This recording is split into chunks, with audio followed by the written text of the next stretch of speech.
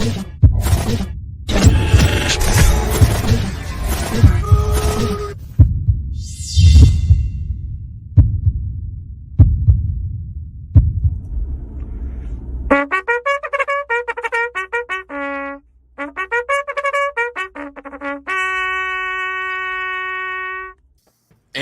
we're off, and we are most definitely off. What a start to the week we had yesterday.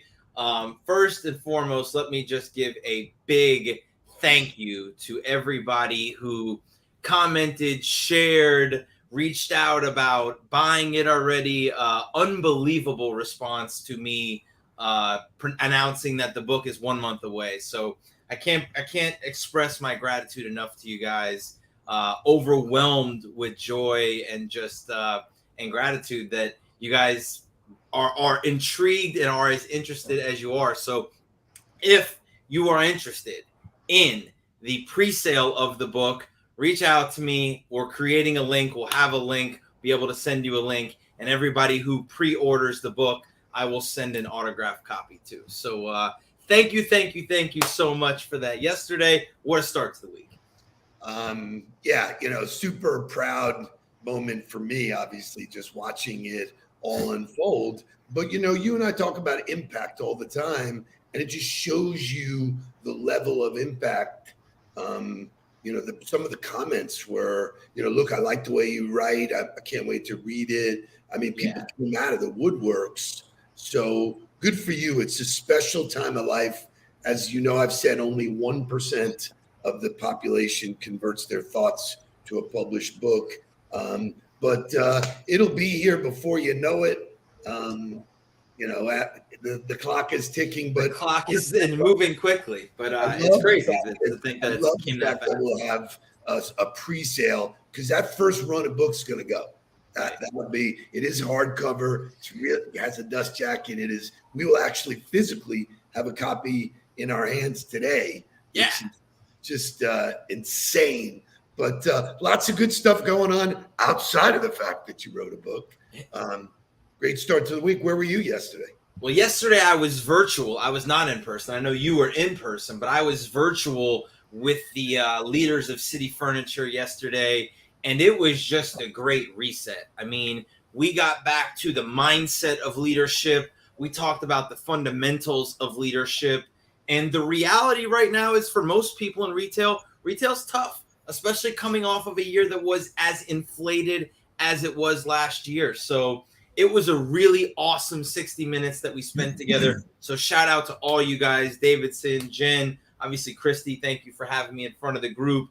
But they were fired up walking out of there, and I was happy to help them almost have, it's not even a halftime, it's just and that was kind of my point and my takeaway from yesterday was it's never a bad time to get back to the fundamentals. Correct. It's never a bad time to get back to the basics. It's never a bad time to bring that back to the forefront and say, hey, how are we doing on just the basic principles of what we know we need to be executing on? So, this whole idea of resetting most of it winds up in mindset. And I got up in front of yesterday, I got up in front of a new population. I hadn't been in front of this group in years.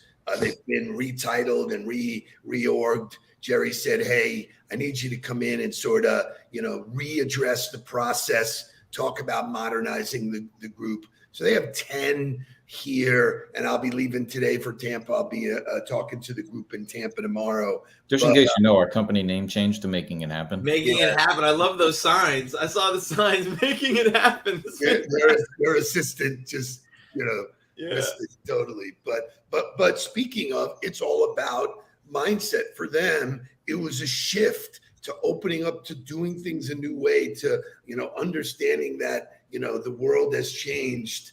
And then I've just recently gotten into The Captain, which is the story of Derek Jeter. Mm-hmm. Let me tell you something. He must have mentioned mindset every other word.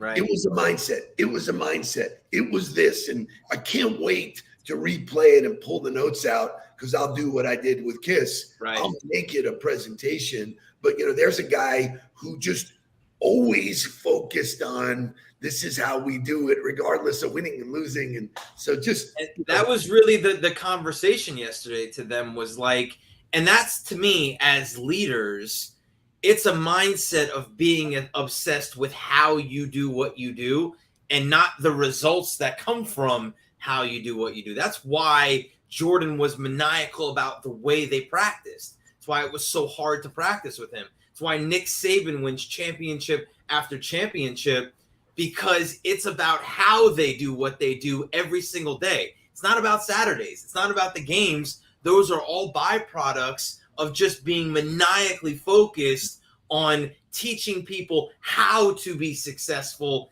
day in and day out and holding people accountable to that standard of success. Yeah, I love it. I mean, I highly recommend it. Howie had suggested we get into it. That's awesome. Dick and I got into the first episode. I was 3 in before I knew, I looked at the clock and go, shit, man, I got to go to bed. Lots of good stuff today about learning, about We're having a book club today. Club, baby. The Huddle is having a book club this morning. We are going to go top 3 books for Steve Nudelberg, top 3 books for myself, and we're going to talk about our takeaways from those books. So we got a lot of great content to share, but before we can do any of that, we've got to wake up. Help, yeah. Wake up, everybody! Get up! Get up! Get up! Get up! Wake up! Come on! Come on!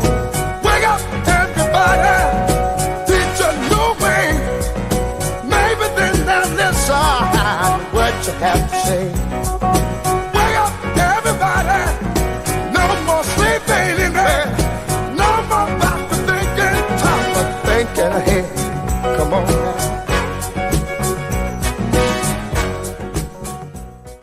Hey, Huddle roll call, just shouting it out. I haven't seen Ashley Putnam in a long time. Ashley, me and the crew are coming to Tampa today. Zenya's here. Janine is here. Janine's a regular, always with the good mornings. Thank you, Janine. Laney Jones is here. So really, really good stuff. Laura Sherwin is a consistent. James Thrust is consistent. Jonathan Aarons is consistent. James Thrust was #1 in the Huddle today. Love the consistency from you guys. And so we're going to start the day off with our book club, right? Isn't that where we're going?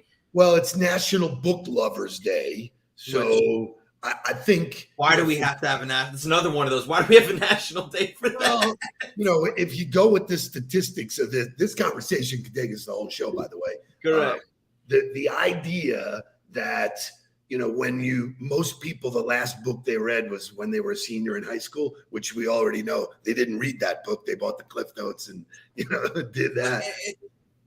To me, like, being a reader in today's world is so much easier than being a reader 15 years ago was, right? Like, there are so many. You can go on YouTube and get like a visual summary of a book that can intrigue you, that can say, you know what, I do want to actually get that book and go read it. Or maybe the Cliff Notes version was good enough for me and I felt like I got it. I feel like there are some books that you kind of get the high level on, and I've read the entire thing and been like, I probably could have gotten through that in 50 pages instead of 250 pages. Right. And there's other books that like I have highlighted and I go back to because I'm like, that sentence was so good. It drove the point home so good that you have to read it. Good morning, Casey Sherwin. Good morning, Casey. Of the Sherwins. Got them both in the house this morning. So here's an interesting fact. So I was gravitated toward books early on. Books about sales, Les Brown, Tony Robbins, Zig Ziglar, See You at the Top. Those were books that were foundational for me. See You at the Top was, hey, the elevator's broken, bro. Take the steps. If you do these steps, it was fundamental, but it was really the foundation for me. And then what I learned early on was that when I read, I had something to share with people. Hey, I just read this. Right. Boom. So a lot of my coaching and people who work with me know that they'll be talking about something and I'll go, perfect. Like I just recommended the 5-second rule to the folks at Closet Factory. Yeah. Boom. Count 5, 4, 3, 2, 1. Yesterday on the phone on a call with Brendan Neef, we're talking about stuff. We got into talking about Winning Time, you know, the show, and Pat Riley. Pat Riley's book, The Winner Within. You don't hear about that anymore. It's not Vogue. What a great book. Still a great book. And that to me is like when you look, so that to me is Finding the Winning Edge. Like that's a book that doesn't get talked about enough. That is the coach's Bible. I mean, who's that? Bill Walsh? Yes. So he put his entire practice, he put his entire organizational structure and everything he did to create the success for the 49ers into a book that the people that came from him that you don't realize, like Billick, Brian Billick from the Ravens, and you know the guys who were in Green Bay, and there were just Gruden.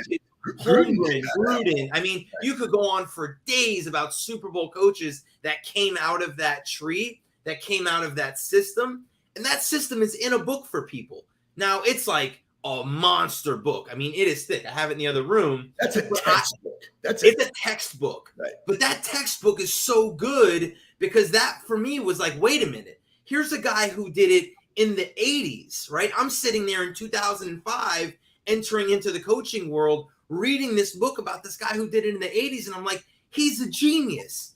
This stuff is still good today, and those principles weren't being put into practice for a lot of programs. So just because a book gets old doesn't mean, I mean, that drives back to the point. To the contrary, the CEO at the Top just celebrated its 25th anniversary or 2 years ago. I bought the anniversary edition because I wanted it again. I wanted a yellow highlighted. I wanted to get into it and really become part of the book.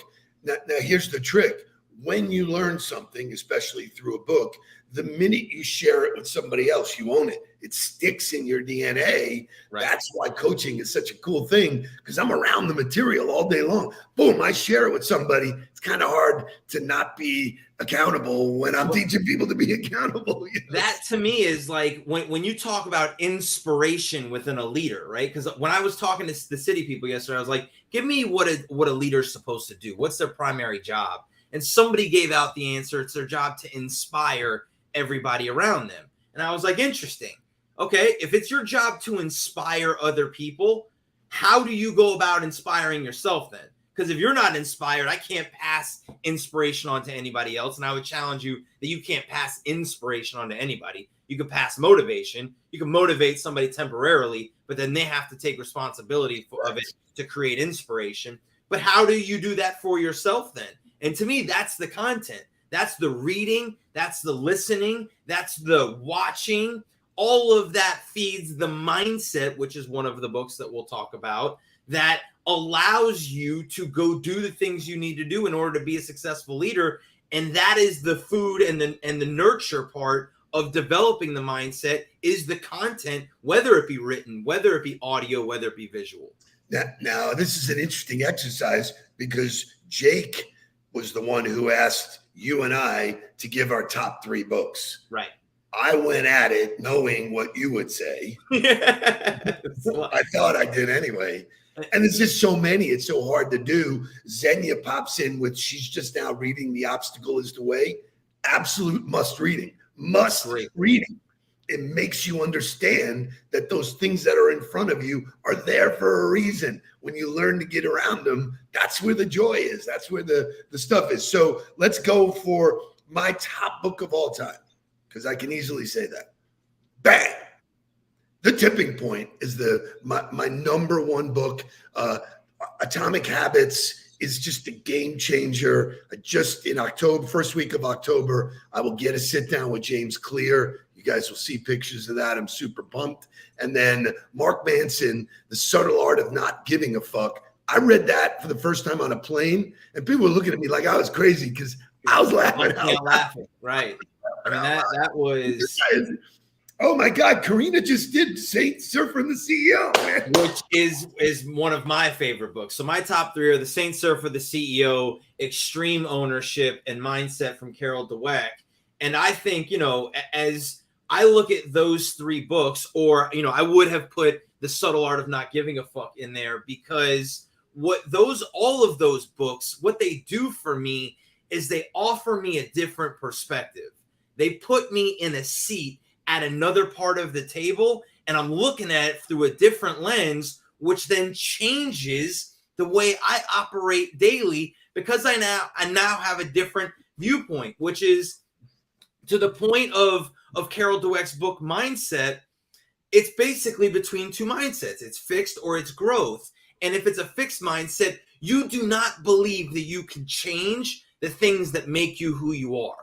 And if you have a growth mindset, you do believe that you can change the things that make you who you are. But the caveat to that belief is that that belief is rooted in effort, in persistence, and in attitude, not necessarily in genetics, not necessarily in what God has gifted me with ability or physical traits, but in what is my mind capable of.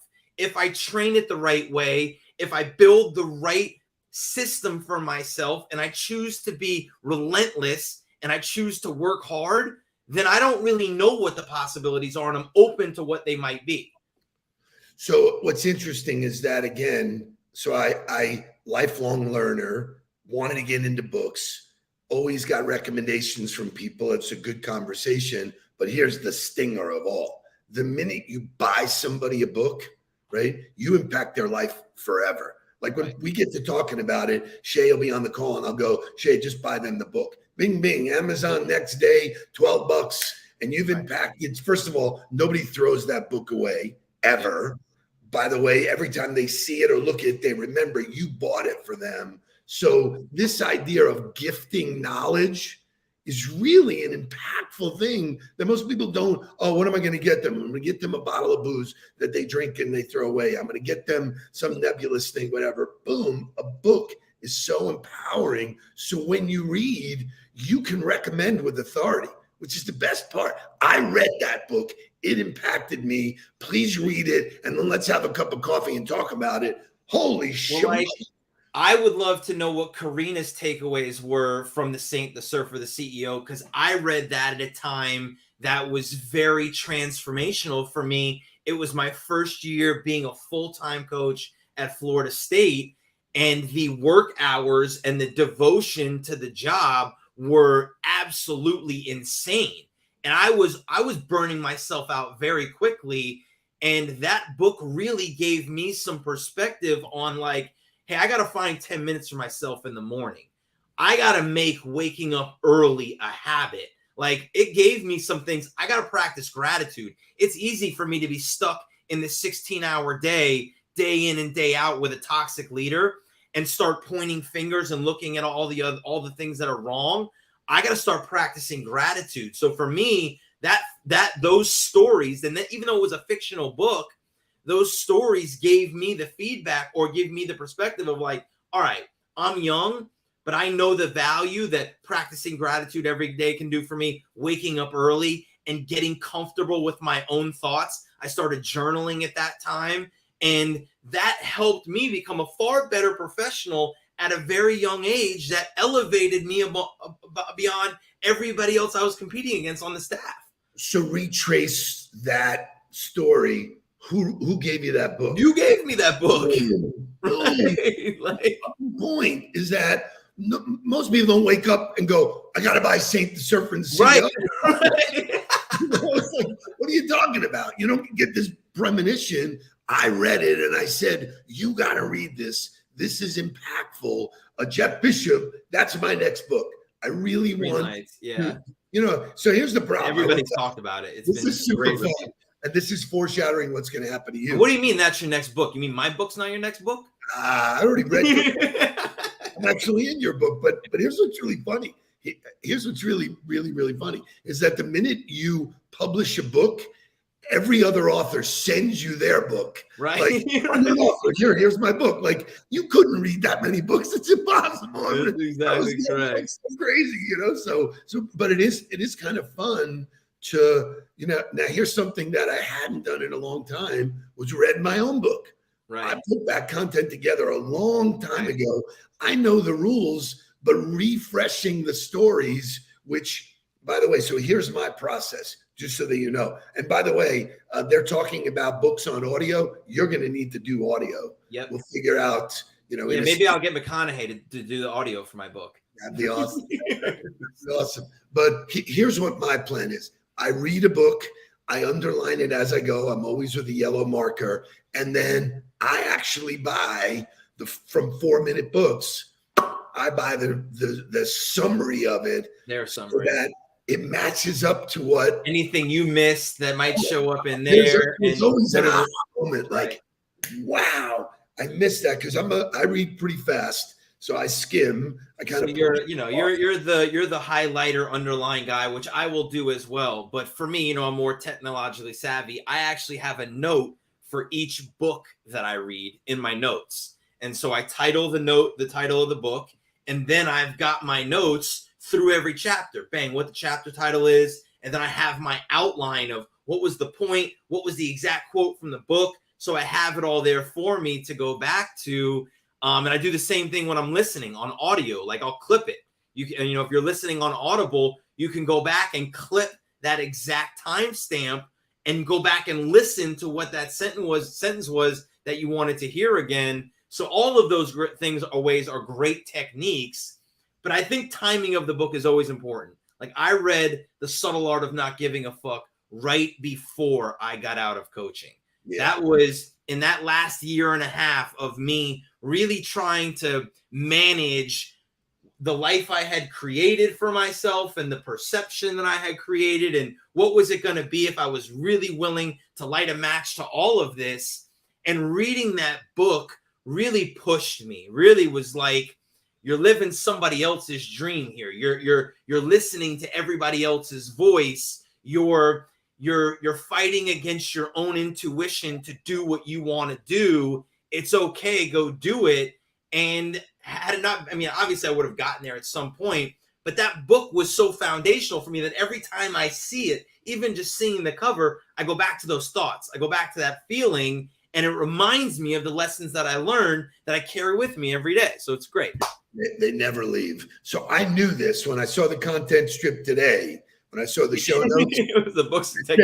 There's like a boatload of content we're never going to get to, but it actually makes it easy for me because we'll roll it over to tomorrow. Carry it over to tomorrow. So great stuff. Great start to the week. Again, thank you guys so much for the love and the feedback yesterday. Again, if you guys are interested in the book, make sure that you reach out to me. You guys have a terrific Tuesday. Dad, you travel safely. We will see you tomorrow. Let's get down to business. Please don't worry about me.